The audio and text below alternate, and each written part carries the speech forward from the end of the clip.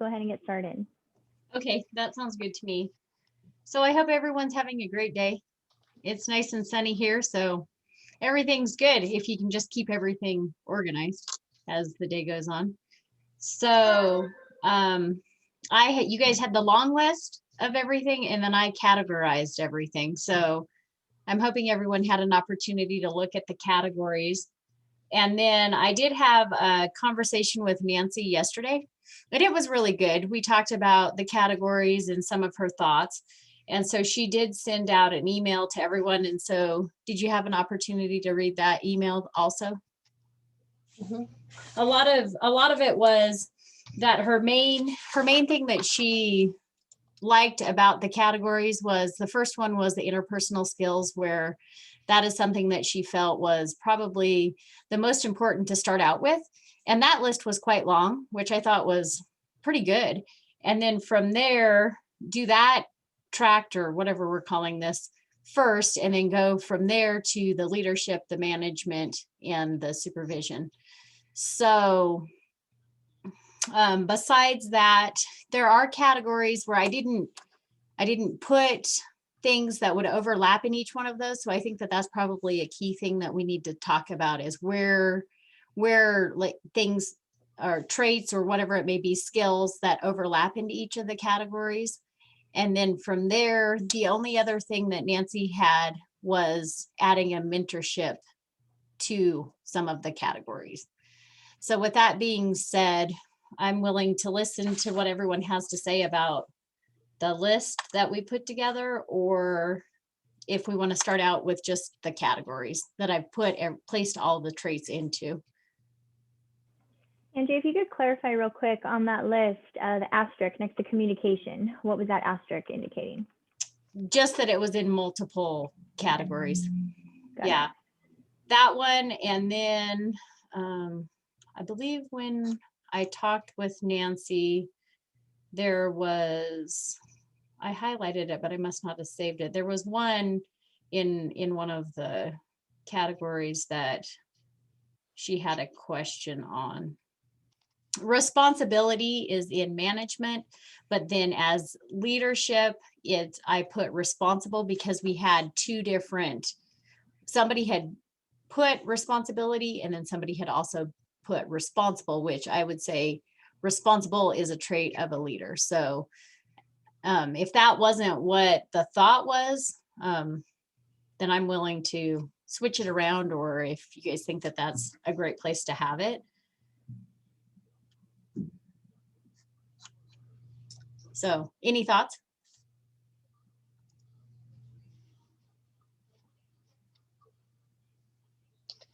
Dawn. I happened to get a hold and looked at the SLCC prospectus for 2021 and their community governance level 4. And I would encourage this committee to take a look at it. They have level 5 and a level 6. And I really, really like what we could see, what I've seen. And rather than we reinvent the wheel, maybe we look to this model. It does require 3 days each year of what they call residential training, which means in person, and then the remainder can be done online. And I think it might behoove us to invite someone from that training to make a presentation to us, because I think a lot of what we've already collected on terms of management, leadership, and supervision are really what this program is all about. And Ashley, are you familiar with it at all? Yeah, their levels 3 and 4 are typically what we consider CMC Institute. Levels 5 and 6 are what we would consider MMC Academy, more so level 5. Level 6 we don't see very often, but level 6 is kind of what I picture in my head as the beyond the MMC, that more advanced, you got to get there. So 3 and 4, CMC, 5, MMC, 6, beyond. We don't see very many applications though from the United Kingdom anymore. When they first got approved in 2010, they blew up. We saw a dozen of them, which was great, but we haven't seen them in a long, long time. Okay. Why is that? We just don't get the amount of certification applications from that region as we did when they first started. And I don't know if it's just that they don't understand how their programs translate into our credits, or if they just don't see the value for their IIMC membership. So we've talked with the Region 11 board members, and we've heard both that, you know, how come we don't get credit for our qualifications? That's what they call their levels. And we have to remind them constantly, oh, you do, level 3, level 4 is CMC, level 5. So we have this conversation quite often, but it doesn't translate back over into submissions coming on in. So I'm not quite sure. We have a lot of work that we can do in Region 11 and even Region 10 on where their programs translate over and where the disconnect is. I know that's a sidebar for us, but is that just a matter of reworking their application for them to I don't show even it think better? it's the paperwork themselves. I think it's the information that they get when they start to become interested in IIMC. We can put, like, they have their own page on our website, their own application. They have everything separate. There's just something that's lost in translation, if you will, between here's what IIMC gives you. You don't have to do anything extra. You just have to send in the paperwork. With them too, they don't like, I don't know how else to say that softer. They don't like the fact that they have to send in employment verification letters. They just want us to say, I have a level 3 qualification, give me my CMC. They don't want to do the paperwork.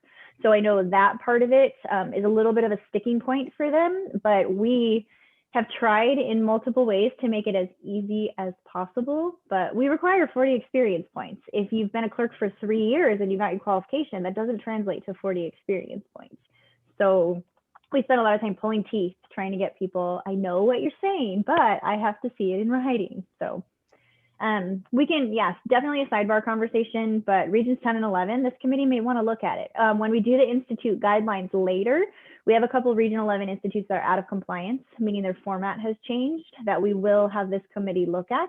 It just hasn't been the right time for us to dive into that conversation. So that's coming down the road. So I do have a question back to this. Angela, did you just take everybody's suggestions and put them in categories? Yes. Is that what we saw? Yep. Yeah, Okay. that's what I did. So it was the 72 points. Some of them were the same that I put into the categories. And that was my question to Ashley too, is the level 6, similar to what everybody is wanting from the traits and the skills that they submitted? Being totally honest with you, level 6 isn't something that I know inside and out like levels 3, 4, and 5. So level 6, I'd have to dive a little bit more into it and do a refresher before I could answer that question for sure, Angie. Yeah, that would be helpful. If level 6 has a lot of these in them already, then we could base our program off of that. I'm just trying to save us trying to come up with something new, because I think that's where we're struggling. Well, I think that with all of these, if this is the direction that we like, and these are the categories that we like, there are multiple programs or project that you can take to gain points for this. And if that's the case, then we could set it up in a way where you're gaining the advanced education points in a tract, but it's not just one specific IIMC course. It could be resources from everywhere, I'm thinking, but I don't know if that's what you guys are thinking.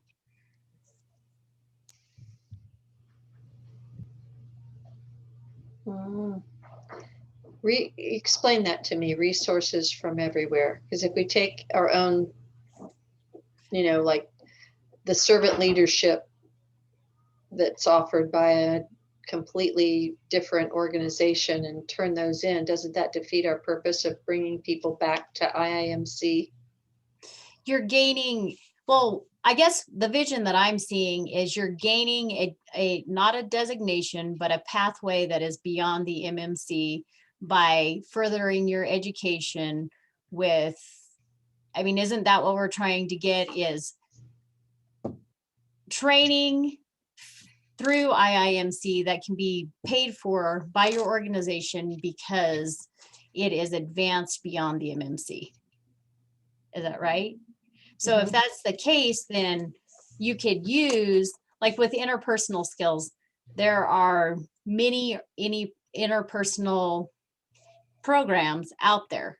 Unless we want our own interpersonal program, there are many leadership programs already out there in existence.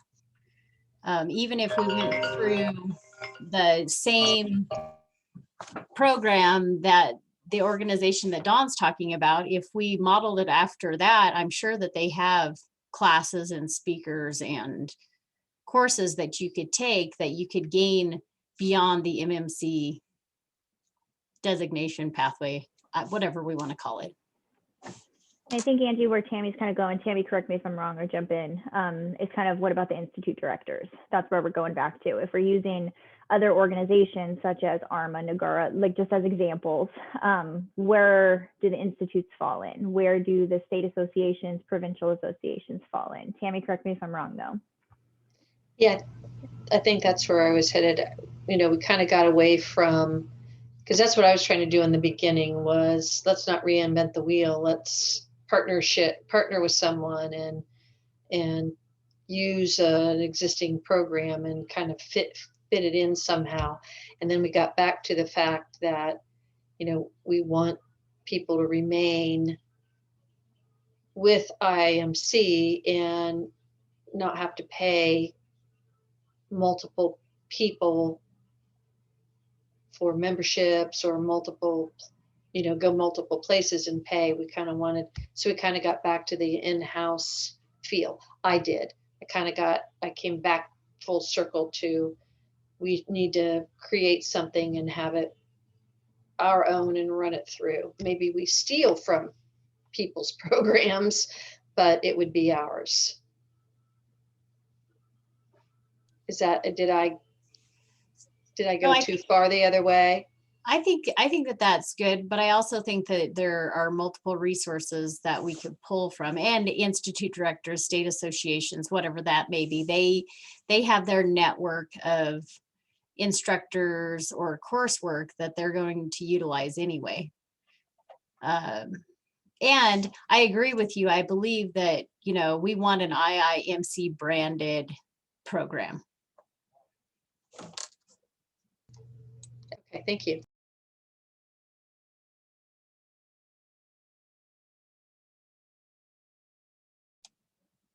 So I guess I'm sort of at a standstill. Do we want to dive for a little bit deeper into the level 6?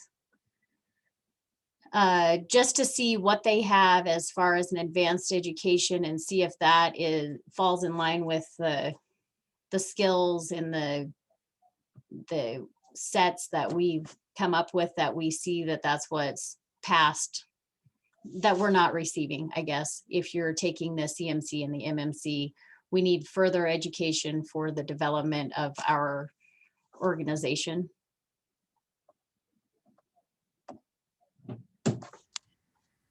Ashley, I have a question. Do we have any existing education, whether it's through the institutes now, through online learning, through IIMC, that would be considered beyond the MMC education? Or is all of this truly geared for CMCs and MMCs? I think some of the leadership programs that we have, I can't remember what it is called. Let me pull up the website really quick on my back end here. Some of the programs that are listed as other online opportunities on our website are definitely CPM programs, things of that nature. What is the leadership one? Oh, High Performance Leadership Academy. That one I see is more towards beyond the MMC, but because we have nothing beyond the MMC, it applies to either or. So that program is a really, really good program. It's 8 points, 48 hours towards CMC or MMC, but it's considered professional contributions, just the way our guidelines read. But that one is the one that jumps off the top of my head, is that Leadership Academy. And then there's also, let me scroll through and find it. Give me 1 second. I know there's a lot of certified public manager programs, and those would probably be the best ones, Dawn.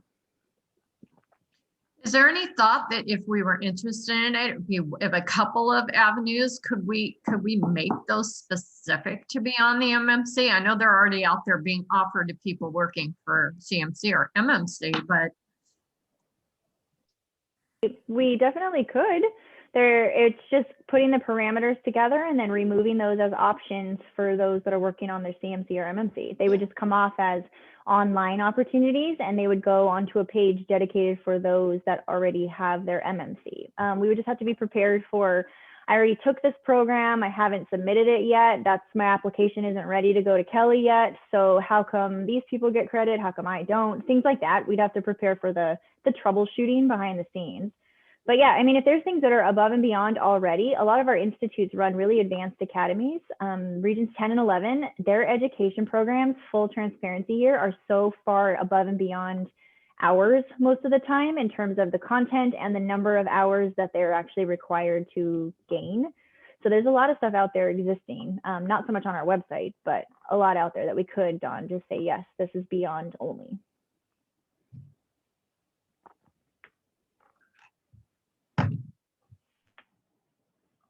So basically what I'm hearing, we have to make a designation between CMC, MMC, and beyond MMC courses.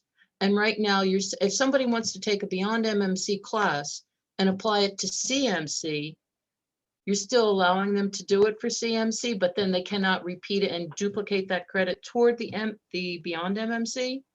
Well, right now we don't have beyond the MMC. So there really isn't theory. any way to differentiate. Yeah. So what we'd have to do is kind of put together criteria. What makes this course beyond the MMC? How do we define that level? And then where can we draw those lines? So higher content in our guidelines now is downward compatible. So if you have a super advanced class, MMCs can take it, CMCs can also take it. Doesn't go back the other way. But if you do take a program during the CMC process, you can't take it or get credit again, even if you take it again for the MMC. It's a duplicate program. You can't duplicate. Does that help, Diane? So right now we just need to draw some guidelines, it sounds like, or consider what makes a course beyond the MMC. Once you get it, what does that actually look like? How would we describe that to someone, or during a course review process, how would we say, no, this doesn't qualify, or yes, it does because of A, B, and C? So is that something that our committee is pushing for, or are we providing different categories that we could give to the institute directors where they could come up with the educational component beyond the MMC? Well, I think it's kind of both. I think we definitely need to put together something for the institute directors that presents them with an idea, or in theory, here's what we would like to offer. From there, that curriculum that we're going to give to them, or this program, whatever it looks like, there's going to have to be those lines drawn on what makes it advanced and what doesn't. So I think it's both, but the structure and the what is the program is going to come first, maybe. I don't know, maybe it's backwards. And then the finite details and the levels would be worked out, or what makes this course fit into this particular program. But anybody else, please chime in.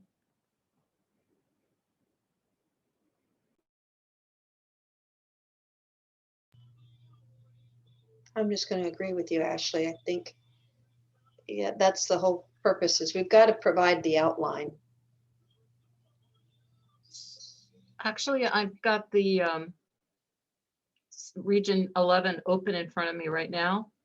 And it says that the courses, number 1 is roles and responsibilities, budget and precept, systems, procedures, internal control, and VAT, external audit, and year end. I mean, they've already got it.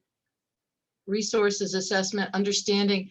I really think we're kind of crazy if we're going to keep spinning the wheels and recreate a new one. It's all right here. And just let's can we get, what is her name? Sarah Jeffries? Yeah, Sarah is I think Sarah's retired now. Dawn, correct me. I can't remember off the top of my head, but she's still accessible. If she could, you know, sit down and go over this. I think she was the one who brought it up at one of our prior meetings or something I was in. But I think it's right here. and we could understand it all if somebody explained it to us. Yeah, Sarah, actually, now that I think about it, Sarah did a demo for us as staff on the SLCC website, and also how their online platform works to deliver what they call their LMS, their learning management system. She did a demo for us, and it's the most beautiful thing I've ever seen. I had tears in my eyes looking at it. It's phenomenal the way that it works. So I know she'd be really enthusiastic. And I think I was thinking of a former region director when I said retired. Sarah isn't actually retired. But we can reach out and see if she's willing to sit on a phone call with us. Our meeting would just have to be earlier in the day. She's England, so I think it's 8 hours ahead. So we'd have to just move our time zone a little bit, shift. But we can reach out and see, or one of us can provide contact information and you all can start that conversation. Either way is fine. If that's what the committee would like to do, we can start there, and then also provide the categories that we have, and she could tell us where our categories would fit in with their program. Because I think that, I mean, do you agree with the categories that we got, the top 5 that we got from our committee? So we could combine that, and I think that might give us a better direction. Because I agree, I feel like we have a bit of a direction, but not a clear cut. And it'd be really nice to have something set so that we could move forward and actually get it developed. I know we're doing a virtual colloquium with the Institute directors at the end of May. And I know one of the first things they're going to want to know, if we haven't sent them anything yet, is what's going on, what are we looking at, what are we doing? So even if we don't have anything flushed out, we should at least have some kind of response prepared for that group over the next month or so on what's coming. I would agree with your proposal, Angela. I think if SLCC has components and we utilize those within our own system, and it might also encourage that group to come back and become engaged with IAMC too. Might do a dual benefit.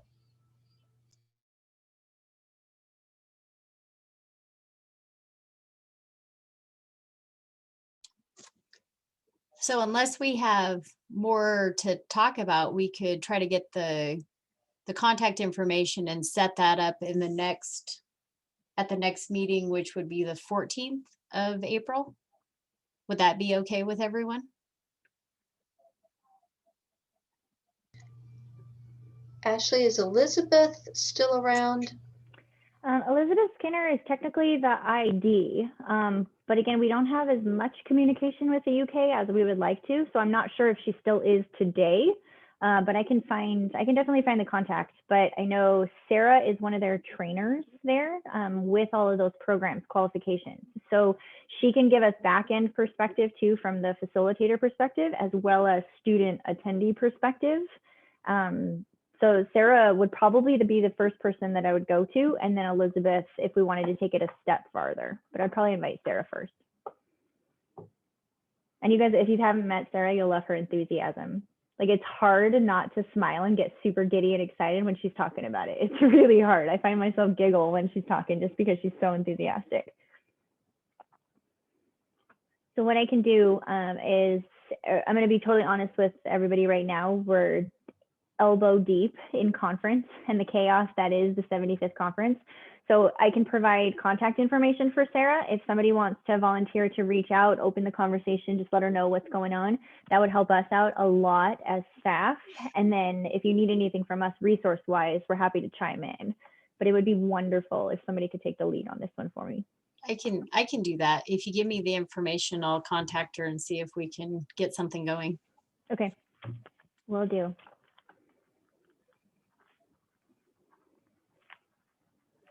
Is there anything else that we need to discuss for today? No? We're good? Okay. Well, thanks, everyone. And I'll see you in a couple weeks. Hopefully we'll have a great presentation and something to give to the IDs by May.